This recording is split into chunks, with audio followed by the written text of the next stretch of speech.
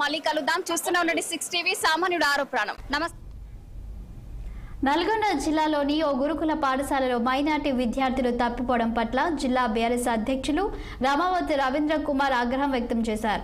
తప్పిపోయిన 3 పిల్లలని సురక్షితంగా తీసుకొచ్చి వారి తల్లిదండ్రులకు అప్పగించాలని ఆయన డిమాండ్ చేశారు.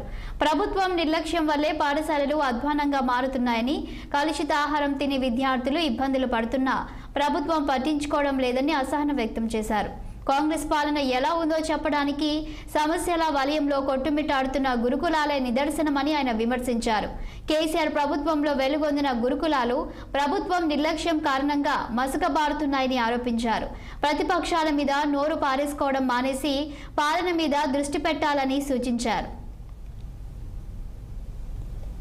గురుకుల పాఠశాల వ్యవస్థ గతంలో బాగుండే, కానీ ఇప్పుడు అసలు ఎవరు కూడా పట్టించుకునే పరిస్థితులు లేవు.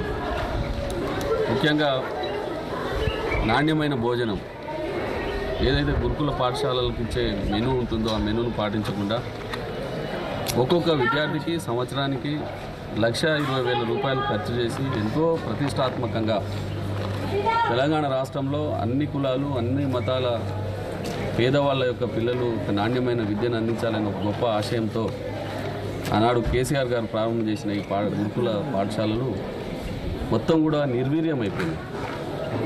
అసలు ఈ పాఠశాల వాతావరణం చూస్తే మంచి ఇంజనీరింగ్ కాలేజ్ బిల్డింగ్ని వీరికి ఆనాడు మరి రెంట్కు ఇప్పించడం అనేది జరిగింది.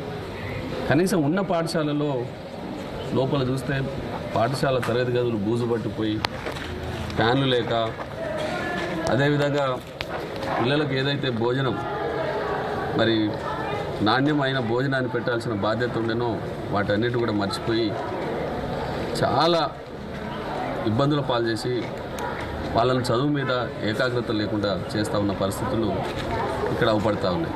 ఈ గురుకుల పాఠశాల వ్యవస్థ గతంలో బాగుంటే, కానీ ఇప్పుడు